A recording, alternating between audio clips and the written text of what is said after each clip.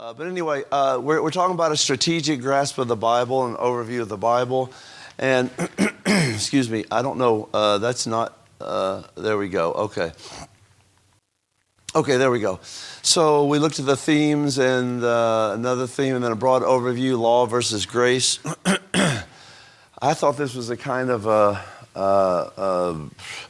entry level, if you will, chart, but Jared really, last week he was telling me how much he liked the chart, the juxtaposition between the Old and New Testaments. I'm like, yeah, I mean, you know, that's pretty much common knowledge stuff. But anyway, he thought it was cool, so that's cool. So we talked about the difference, law and grace, Old Testament and New Testament, how that they don't oppose each other.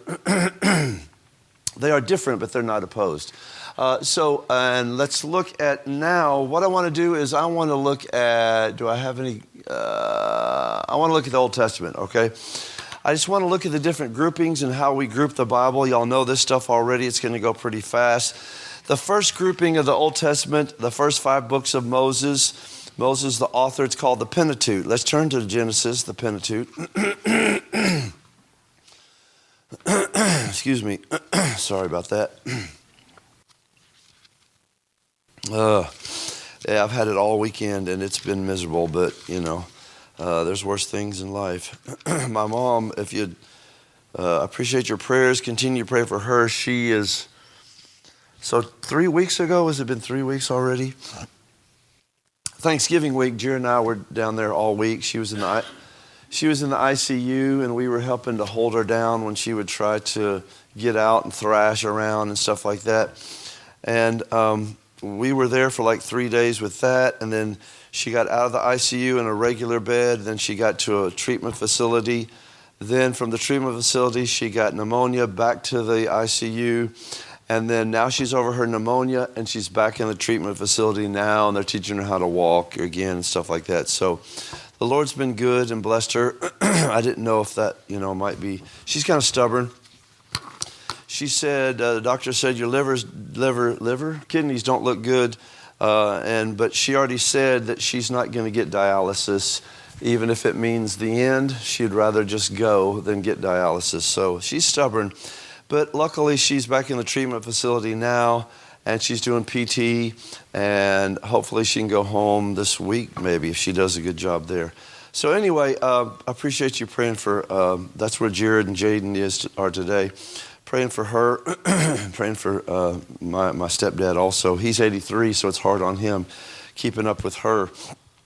First 5 books of the Bible written by Moses called the Pentateuch. And the word Pentateuch is not up there. Excuse me, I don't know if I have the word Pentateuch anywhere. I don't have the word Pentateuch. The word Pentateuch is just a Greek word that means 5 volume. So it's the first 5 books of the Bible. The Jews call it the Torah. You ever heard of the word Torah? The Jews call it the Torah. That's a Jewish word that means teaching or law, okay?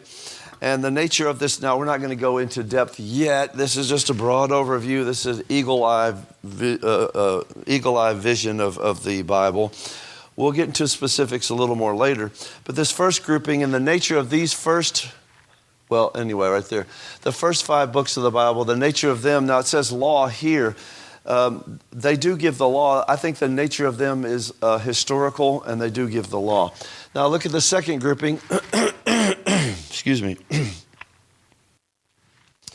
The second grouping is mostly historical. Well, it is historical. Joshua through Esther. They are the 12. They're 12 in number, and their nature, the very nature of them, is more historical. They give the history of the nation of Israel all the way from their going into the promised land, and then as a nation under Samuel, and then under Saul, then under David, and then under Solomon, and then the nation split into 2. I'm sorry, I apologize, guys. I don't know what else I can do. I don't think there is anything else I can do. So, welcome to East Texas. Cough drops don't do a thing for me. Water doesn't do a thing, but thank you. I appreciate the thought, really do. if you have something that'll dry someone up and take away all of the drainage, that's what I need. And so far, the only things that I've ever had was years ago, that drugs that they later outlawed. So anyway, the nation of Israel was split into two after King Solomon, and there was Judah, and then there was Israel, and the nation was split into two, and then those two parts of the nation of Israel were taken away into captivity, first by the Assyrians. The nation of Israel was taken into the northern kingdom under the Assyrians, and then under the Babylonians, the southern kingdom.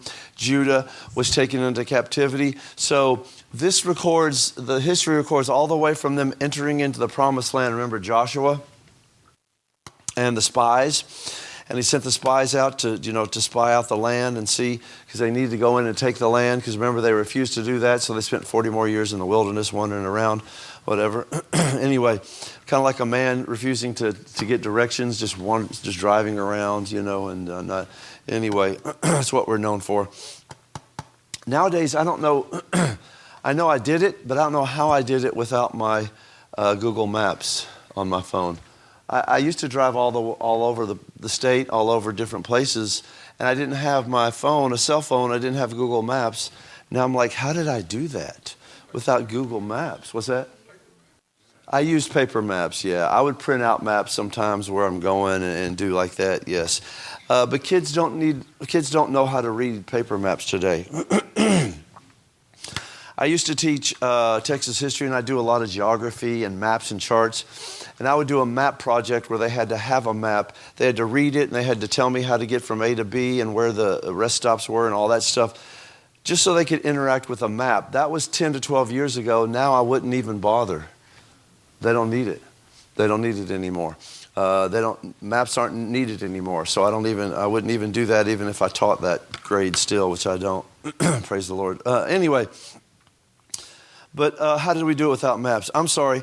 The second grouping is all the way taken into captivity by the Assyrians and the Babylonians, and they're returned to the land under Ezra and Nehemiah, right?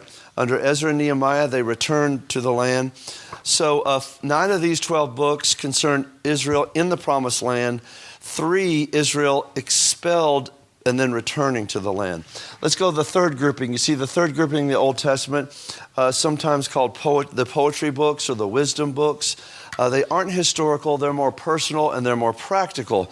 They're composed mainly of poetry, and there are 5 of those. Now, I don't know if you're like me. Maybe you are, maybe you're not.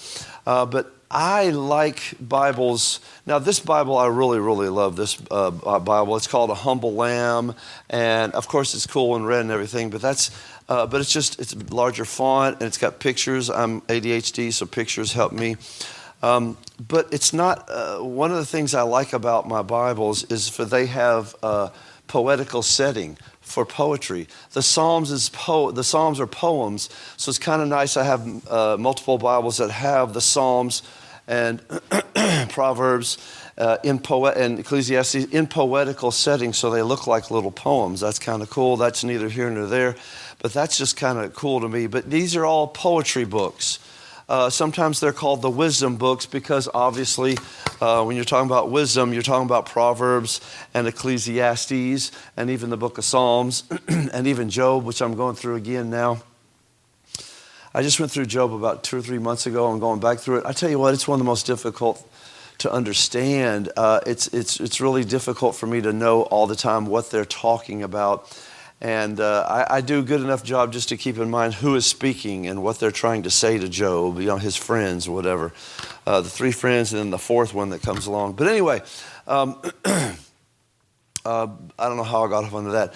But yeah, the wisdom books, sometimes they're called, but they're made up of poetry, right? And there are 5 of those, okay? Let's go to the 4th grouping.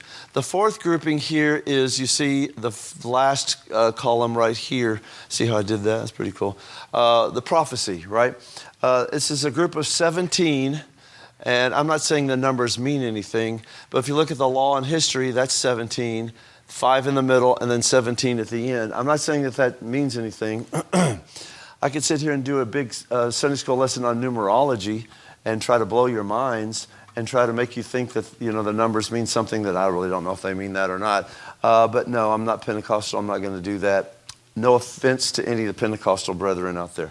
But anyway, no, it's also 17 in number. It just helps you remember it, maybe. Maybe that helps you remember it. 17, 5, and 17. So prophecy, obviously, they're known as the prophetic books, Isaiah through Malachi. They're usually divided further into two groups. What are those two groups? Somebody, anybody? Major prophets and minor prophets. Now, the major prophets, Isaiah, Jeremiah, and Ezekiel and Daniel, 4 major prophets, 5 books, because Jeremiah obviously also, as y'all know, wrote the book of Lamentations as well. But so you got, now they're not major prophets because they're better than all the other prophets. Their books are bigger and they're thicker and they have more writing and more chapters than the other books that are called minor prophets. A minor prophet will be someone like Jonah, who only has 3 chapters, right? Those would be the minor prophets, the major prophets. The major prophets, 5 books, the minor prophets, 12. There's that 5 and 12 again, division. Like we have over here, the law 5 and history 12. Prophecy, we have major prophets 5 and minor prophets 12, equaling to 17. So on the left-hand side, you got 17. In the middle, you got 5, poetry. And on that last, you got 17, also subdivided into 5 and 12. Not that that means anything spiritually, but it does help you maybe remember it, right? Now, the major prophets, Isaiah, Jeremiah, Lamentations, Ezekiel, Daniel, most of the prophetic books are quite short except for these, right? In these 5 books, we find the basic features of Old Testament prophecy outlined and predictions about the coming Messiah. Now, the minor prophets, of course, are, you can see them there, Hosea, through Jose. Sorry. You know I'm from East Texas when I call Hosea, Jose, right? Anyway, I'm sorry, you know I'm from Texas, right? Even South Texas especially. Yeah, like I used to drive a truck down to Edinburgh all the time when they were building a hospital there, and the place I worked for in Austin was doing cabinetry for the new hospital. So I'd drive to Edinburgh all the time, and that was a long drive, let me tell you. But anyway, things are different in South Texas. So in South Texas, Hosea may be called Hosea, I don't know. But anyway, Hosea through Malachi are the remaining 12 books of prophecy called the minor prophets. These books amplify the messages already found in the major prophets, right?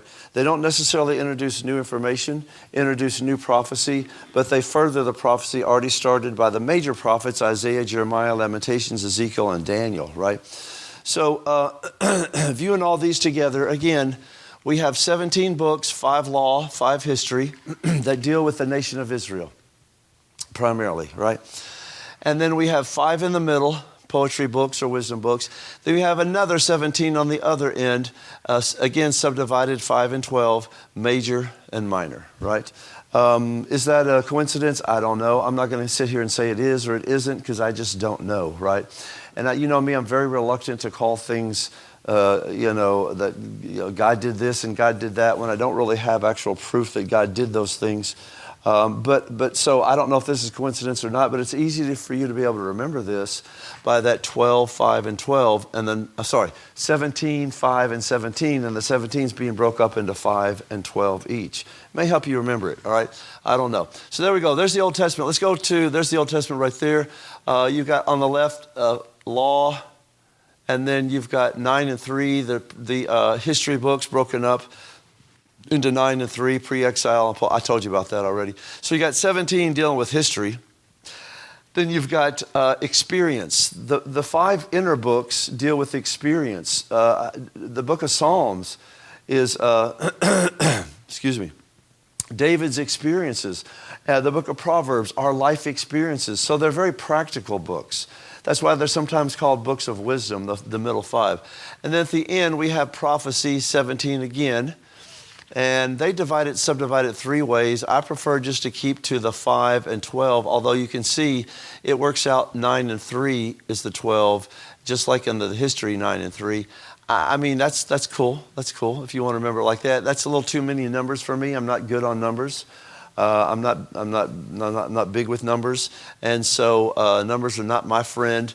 I think I told you before, when I was a senior in high school, I was in a math class called Fundamentals of Math. That's where they stuck all the stupid kids that couldn't do math. And we learned how to add, subtract, and multiply and divide. And then we learned that you could do those things with fractions, and that kind of blew our minds.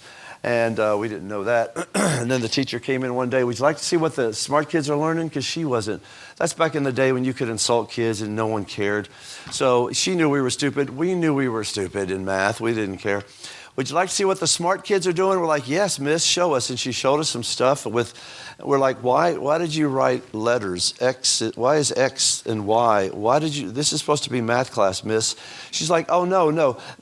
Something about they take X and they move it from one side of the equation or the equal sign to another. We're like, why does X want to move, miss? We don't understand this. Why did you put English with math? And she's like, just get your multiplication charts out, just forget it, and just go through your multiplication. And we did, and we were happy. So math is not my thing, but I like thinking of it as 17, 5, and 17. I think that works. And subdivision, 5 and 12, 5 and 12. And if you want to do it like this chart does, this is Graham Scroggie, I think, this chart is from him. You can do that. Let's go to the New Testament, though. Are you ready? There's also an order and design in the division of the New Testament books. The first 5, again, we start off with 5. Just like the first 5 books, the Pentateuch, we start off with 5. That's Matthew, Mark, Luke, John, and Acts. Now, why are these all put together? We'll look at the column heading. These are historical books. These tell us the history. Of course, Matthew, Mark, Luke, and John are historical. Of course, Acts is historical, right? We all know that. They're historical in nature. They record the life of the birth, the life, the death, the crucifixion, the death, and the resurrection of the Messiah. Then in Acts, the beginnings of the church, but they're all historical. They're foundational too. They're foundational to everything that comes next. And just like we saw with the Pentateuch, they're 5 in number. Now, if you wanted to take them and compare them to the Pentateuch or contrast them with those 5, I know Graham Scroggie has done this because he's big into that. But sometimes I'm worried we can stretch things a little too far and get too fanciful with our interpretation of things. I'm more conservative. I'm assuming you're conservative because you're in an independent Baptist church. So I'm more conservative with that. But it may be a cool study. Maybe a cool study. Just like Miss Mary and I were talking about, many people compare the 5 parts of the book of Psalms with the first 5 books of the Bible, the Pentateuch. And I found a couple places. The book I loaned you, that guy, Barrett, I think it was, found, he found some interesting things, how those things kind of correlate. And that may be true or not, I don't know, but it's kind of cool, but I'm not going to make a big doctrine out of it. But anyway, they're foundational to everything that comes next. And just like the first 5 books, they're 5 in number. Second thing we see right here, now they use the word didactical. I don't like that word, so I'm going to use something different. I'm going to use, I don't have it anywhere here. I do it, hold on, what's that say? Hold on. They don't do it there either. Yeah. Okay, I like this one. So there, do you see at the top of the bookshelf on the right-hand side under New Testament? The first 5 books, they're historical, so they're on the same shelf. The next books are on the same shelf. I call this division the church epistles. These are epistles that are written by Paul. It's an obvious grouping. They all go together. They are all addressed to different Christian churches. If you'll look at, can you read the book titles on there? I don't know if you can read those or not. But anyway, but if you'll notice that these are all addressed to churches that Paul was writing to. There's the church at Rome, Corinth, Galatia, the church at Ephesus, the church at Philippi, the church at Colossae, the church at Thessalonica. I can never say that word, Thessalonica. All right, anyway. There are 9 of these, and they're mostly doctrinal. And so these are churches. It's an easy division because these are church epistles. These are epistles that Paul wrote to churches. And as a matter of fact, let's look at, if you'll turn real quick let's go to Romans. How about that? I didn't mean to moo that like a cow when I said Romans, but anyway. So, anyway. All right. I don't know what's worse, me having to suffer through this or you having to listen to me suffer through it. I don't know. Maybe y'all have the worst end of this. I don't know. But anyway. All right. I've been down in loads and loads of honey. Hey, did you turn to Romans? Good. Chapter 1. So, I mean, I know this is obvious. Look at verse number 7. To all that be in Rome, beloved of God, called to be saints. He's writing to all the saints in the church at Rome. Go to Corinthians.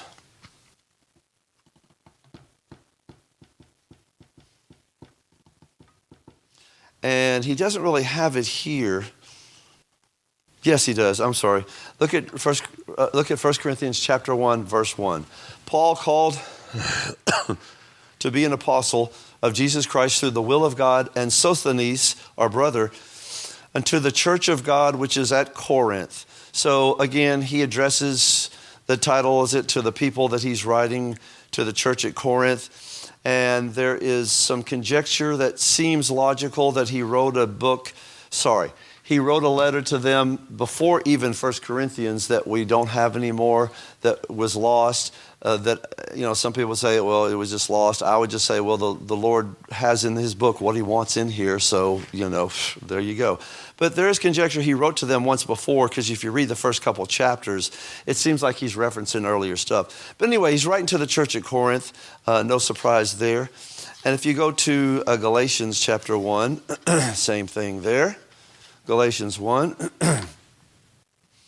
Galatians chapter 1, verse 1, Paul, an apostle, not of men, neither by man, but by Jesus Christ and God the Father, who raised him from the dead, and all the brethren which are with me unto the churches of Galatia. So there's he's writing to the Christians at Galatia. Turn to Ephesians 1, verse 1. Paul, an apostle of Jesus Christ by the will of God, to the saints which are at Ephesus. So there he's writing to the Christians at Ephesus. And again with Philippians, chapter 1, verse 1, Paul and Timotheus, the servants of Jesus Christ, to all the saints in Christ Jesus which are at Philippi. So there's to the church at Philippi. And then same thing with Colossians, verse 2, chapter 1, to the saints and faithful brethren in Christ which are at Colossae. And if you'll go and turn to 1 Thessalonians, that's where we'll pick up with the next. By the way, okay. But anyway, chapter 1, verse 1, I was looking at something different, sorry. Paul and Silvanus and Timotheus into the church of the Thessalonians, so that's Thessalonica. And then if you'll keep turning, 2 Thessalonians, and there, oh my. And there we will stop at 1 Timothy. Okay, so that is I call them the church epistles, because they were written by Paul to different churches scattered, and he wrote these letters to those churches. So look at the next thing on your bookshelf. Letters of Paul to individuals. I'm going to call this pastoral epistles. I'm not making up these names. Other people use these too. Because it's Paul acting as a pastor and being very pastoral, writing to some of his not followers, but pastors, Timothy, for example, and they're personal in nature, written to specific individuals, right? There's 4 of them, as you see on the bookshelf. They're not written to churches, but they still contain a lot of Christian doctrine. If you'll see here, Timothy, of course, verse number 2, chapter 1, unto Timothy, my own son in the faith. Of course, he writes 1 Timothy, if you'll keep turning. And 2 Timothy, he writes to, believe it or not, Timothy. All right. Can I ask you something kind of interesting? It means nothing. Some Bibles do this, some don't. Go to Titus. Go to Titus. This is kind of interesting, and it means nothing. Of course, he writes in verse number 4 of chapter 1 of Titus, to Titus, mine own son, after the common faith. So again, this is written to Titus. But if you'll look at the very end of chapter 3 in Titus, verse 15, after the word amen in verse 15, do you have anything written in your Bible? I'm just curious. It doesn't mean anything. It didn't say amen? Anybody else? I've seen this once in a while. It's in my Bible. They just have a note here. It was written to Titus, ordained the first bishop of the church of... I don't know why they put that in there, because I'd really rather not have notes in my Bible unless I want a study Bible. Then I'll have notes at the bottom, not as part of the text. But I've seen that a couple times in some King Jameses that they have that there at the end of anyway, no big deal. Turn to Philemon, the next page. Philemon, or as I call him, filet mignon. Now, Philemon, we assume he was a pastor. Not positive, but look what it says in Philemon. Let's go to Philemon chapter 3. Can we go to chapter 3 and look at a verse there? Philemon 3, and then let's look at verse number, oh, I got you though, didn't I? All right then. Okay, and you're like, Brother Chris, there's a lot of stuff written in your King James. It's not in ours. All right. Mine has this at the end of Philemon while we're talking about it. At the end of verse 25, it says, written from Rome to Philemon by Onesimus, a servant, right? So it's just got a little note in there, no big deal. I'd rather it not be in the text, but that's just me. All right, anyway, look what it says in Philemon. Look at verse 1 of chapter 1. Paul, a prisoner of Jesus Christ, and Timothy, our brother, unto Philemon, our dearly beloved and fellow laborer, and to our beloved Apphia and Archippus, our fellow soldier, and to the church in thy house. I don't know if Philemon had a home church, because, you know, back in those days, they did a lot of home church. Not physical building churches, but they did a lot of home church. There are a lot of Baptists that do home church today, but they do it differently. That's where they stay at home instead of going to church. But which sounds like what I should have done. But anyway, we're not sure, but it would seem to fit the pattern. And it seems he's writing to the church in Philemon's house. So it makes sense if Philemon were a pastor also, or the leader of a church house or whatever. Anyway, so it indicates he seems to have been the leader of a pastor, a church that met at his home. And then if you'll turn the page and stop at Hebrews. So this is another group of 9. I'll go back to this right here. Right here. Sorry, I don't like that one.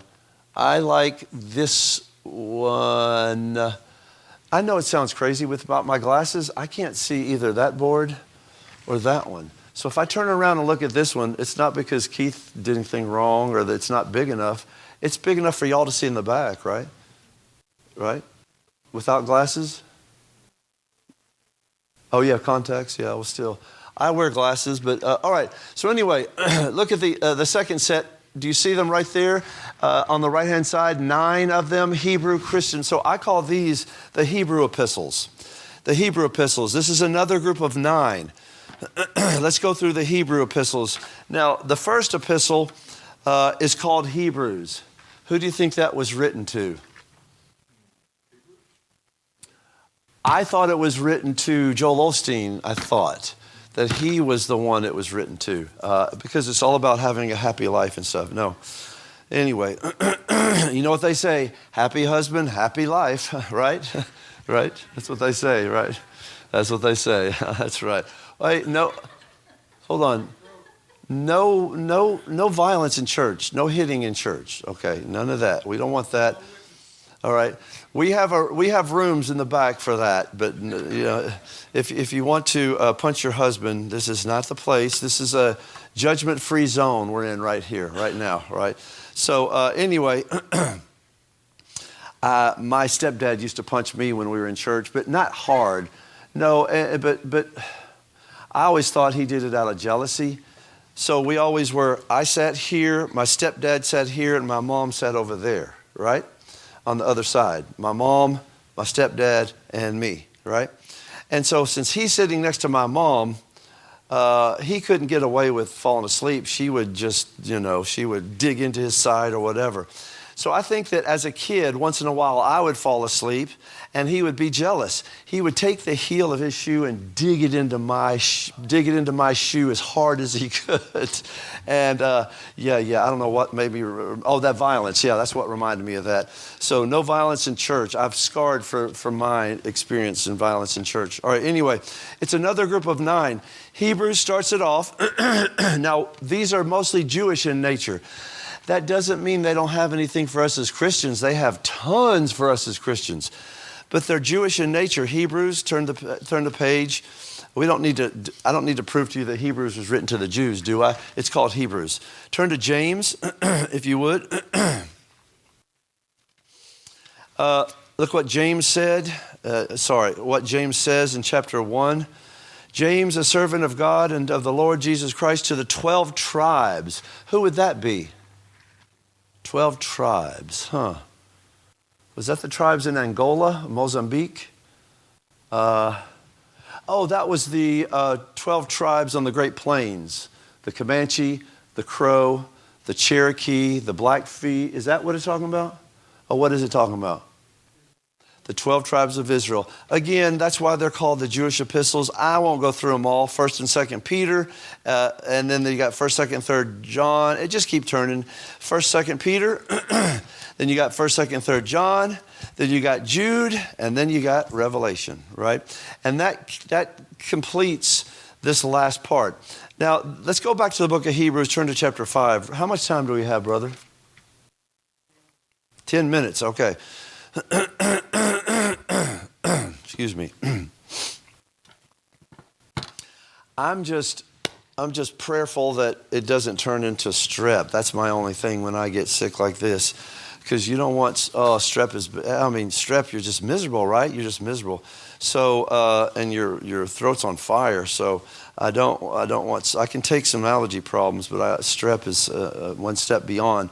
But anyway, look at Hebrews chapter. Now, they're written to Jews, Jewish believers and Jewish unbelievers. It shows how Jesus, especially Hebrews, it shows how Jesus was a type and a better fulfillment of the Old Testament sacrifices, the Old Testament ordinances, the Old Testament priesthood. He's writing in Hebrews to these Jews to show them that Christ is your Messiah, and all the things in the Old Testament pointed to Christ. He is a type of all those things were a type of him, or he's a type of them. But not only is he a type of those things in the Old Testament, he is the fulfillment of all those things in the Old Testament, right? Look at Hebrews chapter 5, verse 1. For every high priest taken from among men is ordained for men and things pertaining to God, that he may offer both gifts and sacrifices for sins. But look at verse 8. Though he were a son, yet, now verse 5 is talking about men who are priests. But verse 8, though he, Christ, were a son, is your again, this is not a big deal, but is the word son in your Bible capitalized? Yeah, mine is too, because it's an obvious reference to Christ. So, yeah. Yet learned he obedience by the things which he suffered, obviously Christ, and being made perfect, he became the author of eternal salvation unto all them that obey him, called of God and high priest, after the order of Melchizedek. So in chapter 5, he's showing you, the priest that you had, Christ is the great high priest, right? He's the fulfillment of the priesthood. Look at chapter 7. Chapter 7, verse 26. Hebrews is just such a deep book, right? Romans, Hebrews, just such deep stuff. Sometimes I read it and I'm just like, this is good stuff, man. I don't understand what I just read, but I know it's good. It's deep and it's good stuff. I got to slow down and see if I can work my way through this, right? But anyway, chapter 7, verse 26. For such an high priest became us. He became us. God became us. Became us, who is holy, harmless, undefiled, separate from sinners, and made higher than the heavens. That's again Christ. Who needeth not daily, as those high priests, that's the Old Testament ones, to offer up sacrifice first for his own sins and then for the people's. For this he did once when he offered up himself. For the law maketh men high priests which have infirmity, but the word of the oath which was since the law maketh the Son, who is consecrated forevermore. Once again, Christ is the greater high priest and the fulfillment of the Old Testament priesthood. Look at chapter 9, verse number 9. Which was a figure for the time then present, which were offered both gifts and sacrifices that could not make him that did the service perfect, as pertaining to the conscience. You're going to have to, we don't have time here, you're going to have to sit down and slowly work through that verse. There's a lot there, right? In verse 10, which stood only in meats and drinks and diverse washings, carnal ordinances imposed on them till the time of Reformation. That's the old way of doing it, Old Testament. And it's written to the Jews because they knew all that. Verse 11, but Christ, being come an high priest of good things to come by a greater and more perfect tabernacle. Not only is he a type of the high priest, or he's a fulfillment, but also the tabernacle is a type of Christ. You've seen this multiple times probably and gone through that. Not made with hands, that's to say not of this building. Let me keep going. Neither by the blood of goats and cows, but by his own blood, he entered in once into the holy place, having obtained eternal redemption for us. Christ is also the greater sacrifice, greater than the blood of the bulls and the goats in the Old Testament that never could take away sins. Well, it says, verse 13, for if the blood of bulls and goats and the ashes of an heifer sprinkling the unclean sanctify to the purifying of the flesh, how much more shall the blood of Christ, who through the eternal Spirit offered himself without spot to God, purge your conscience from dead works to serve the living God? I like that, dead works, because all our works are dead and they're meaningless, right? All your good works apart from God are meaningless, and they're going to go and they're going to mean nothing, right? Verse 15, and for this cause he is the mediator of the New Testament, that by means of death for the redemption of the transgressions that were under the first testament, which are called, might receive the promise of eternal inheritance. Once again, Christ is superior to the Old Testament priest. He's superior to the Old Testament sacrifices. Chapter 10, verse 4. For it's not possible that the blood of bulls and goats should take away sins.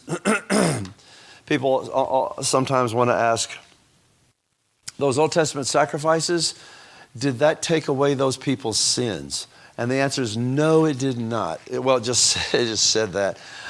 It rolled it forward. Right? It rolled it forward to Christ. And they're pinning their hope and their salvation on the future Messiah. We're putting our hope and salvation in a Messiah that already came and was resurrected and now seated at the right hand of God.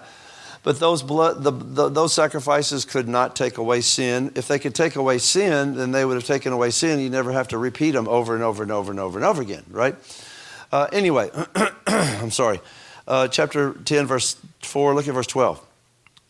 But this man, that's Christ, after he had offered one sacrifice for sins forever, sat down on the right hand of God. You know this verse. You've heard it preached many times. Jesus Christ had to only offer one sacrifice. Again, I told you this many times, how this blows my mind. You can understand it. I don't fully comprehend it. I don't think you can either. But Christ was the priest who offered the sacrifice on the cross. But he was also the sacrifice that was offered on the cross. He was priest and he was sacrifice. Isn't that crazy to think about? But it's true, right? Anyway, the authors of these 9 books, James, Paul, Peter, John, and Jude, they are full of Christian doctrine, full of practical Christian living. They're not just written for or to Jewish people. They're a lot. Now, here's something I came up with. We got to stop here soon. So it took me about 30 minutes to do this slide because I'm not good with this stuff. But anyway, here's how, not me, a guy named Sidlow Baxter, he pictured this. He wrote it like this, but he didn't have a chart or anything. So I'm like, well, let me make a chart out of it. But I think what he wrote was good. The way to look at the New Testament is historical books at the bottom. They're the foundation, right? They're the foundation. That's Matthew, Mark, Luke, and John, and Acts. And then on the left, the church epistles. There are 9 of them. Then on the right, the Hebrew epistles, we just did those. There are 9 of them. That makes the 2 walls. And then the roof, the pastoral epistles. I don't know if it was cool enough to take half an hour to do it and to try to find out how to do it by going online or whatever. I should have just had AI do it for me. I didn't think about that right now. AI can do crazy things. Y'all know that, right? School children don't use their brains anymore. They use AI to do their assignments. AI will do their assignments for them. It really will. AI will write essays for them. And some of our kids have gotten caught using AI because they're stupid, they're lazy, and they don't change the big words. And there's big words, and we're like, we know you don't know that big word or whatever. Some of the kids are smarter than that, and they'll tell AI to write their essay on a 7th grade level. And AI can do that too, believe it or not, right? So it's changing everything. AI is changing how we do school and learning. I don't know how we're going to do it. I'm glad I'm fixing to retire. Maybe I've been doing it for 32 years. So, but it's gonna all be different in another 5 or 6 years because of AI. I'm just telling you. I don't know if we're going to have schools like we do or teachers like we do anymore. AI will do it for you. And the kids make a good point. If the computer will do it for me, why should I have to? Well, there's certain things you have to know how to do. I understand that. But on some things, they have kind of a point, right? Anyway, so yes, let's look at the other charts. I'm sorry, we got to end this. So I don't like this grouping very much, so I'm going to skip that chart. I like my slide. This slide was nominated for Best Sunday School Slide in East Texas. It won the award for Best Sunday School Slide in Emmanuel Baptist Church. And so now it's going on to East Texas, and then maybe we'll be on to nationals, guys, if we're lucky, all right? So anyway, I like this, the way the Old Testament is broken up, the 17, 5, and 17. The New Testament, it's got the 5, and it's got the, it doesn't have the numbers, though. Oh, yeah, it does. Okay, yeah, it's got the 5, the 9, 4, and the 9. How do you get 17 out of that? 9, 18, 19, 20, 22? I don't know. But anyway, and I like to think of it as a bookshelf. If you like to think of it as a bookshelf. I don't like that bookshelf as well as I like this one. I think this is, y'all know what a bookmark is, where you keep it and you read it? Y'all know those things you turn to, like they open them up, they're called books. Y'all know those things? Okay, I've got a bookmark and this is good. So if you want to conceptualize it like this gives you an overview, and we got to stop now. This gives you an overview of the Old Testament, the New Testament. We're going to get into a little bit deeper stuff now that we've had an overview. We'll start getting into the Old Testament. Let's stand and be dismissed with a word of prayer. Appreciate y'all's time and attention.